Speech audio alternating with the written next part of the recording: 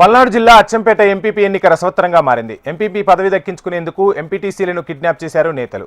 Achampet MPP ఎన్నిక జరగనుండగా 6 మంది ఎంపీటీసీలు అర్ధరాత్రి నుంచి కనిపించకుండా పోయారు. ఎంపీటీసీలను గుర్తు తెలియని వ్యక్తులు కిడ్నాప్ చేయగా మిగిలిన వారిని కాపాడుకునే పనిలో పడింది వైసీపీ.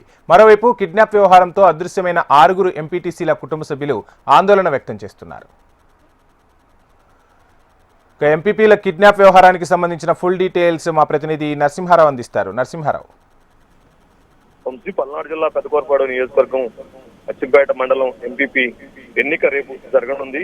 ఈ నేపథ్యంలోనే అధికార పార్టీ ఇటు ప్రతిపక్ష పార్టీల మధ్య వారు వ్యవహారం తెర మీదకి వచ్చినట్టు మనం చెప్పుకోవచ్చు. ఇందులో భాగంగానే తాజాగా మనం చూస్తే కూడా అధికార పార్టీ 7 ఎంపీటీసీలని కిడ్నాప్ చేశారంటూ కూడా ఎవరైతే ఉన్నారో వైఎస్ఆర్ కాంగ్రెస్ పార్టీ నేతలు ఆరోపణలు చేస్తారు. ఇందులో భాగంగా మనం చూసుకుంటే కూడా ప్రధానంగా కూడా 7 ఎంపీటీసీల్లో చూస్తే కూడా అచ్చంపేట చెందినటువంటి 1 ఎంపీటీసీ చెరుకుంపాలెం, చింతపల్లి, కోనూరు, కస్తాల, కొండూరు ఈ 7 గ్రామాలకు చెందినటువంటి ఎంపీటీసీలని కిడ్నాప్ చేశారంటూ కూడా వైసీపీ నేతలు కానీ ఆ కుటుంబ సభ్యులు కానీ ఆరోపణలు చేస్తున్నారు. రేపు ఎంపీపీ ఎన్నిక జరగనుంది.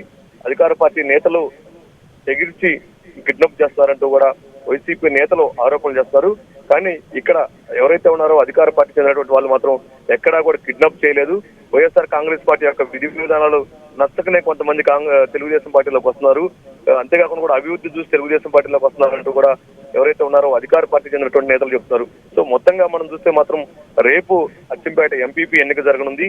దీంట్లో ఎవరైతే ఉన్నారో వైఎస్ఆర్ కాంగ్రెస్ పార్టీ కానీ తెలుగుదేశం పార్టీ బలాబలాలు కూడా రేపు తేలాల్సి ఉంది. కానీ ఇప్పటికే 16 ఎంపీటీసీలు వైఎస్ఆర్ కాంగ్రెస్ పార్టీకి ఉన్నాయి. ఒకే ఒక్క ఎంపీటీసీ మాత్రమే తెలుగుదేశానికి ఉంది. కానీ తెలుగుదేశం పార్టీ మాత్రం ఎంపీపీని మేము గెలుస్తామని చెప్పేసి చెప్తుంది. ఒకవైపు ఇప్పటికే ఎవరైతే ఉన్నారో ఈ ఎంపీపీ ఎన్నిక 5 సంవత్సరాల్లో ఎస్టీ రిజర్వ్డ్, అందులో 2.5 ఏళ్లు ఒక ఎంపీటీసీ, మరో 2.5 ఏళ్లు ఒక ఎంపీటీసీ. ఇందులో భాగంగా ఇప్పటికే ఎవరైతే ఉన్నారో రజనీ ఎంపీపీగా కొనసాగుతున్నారు.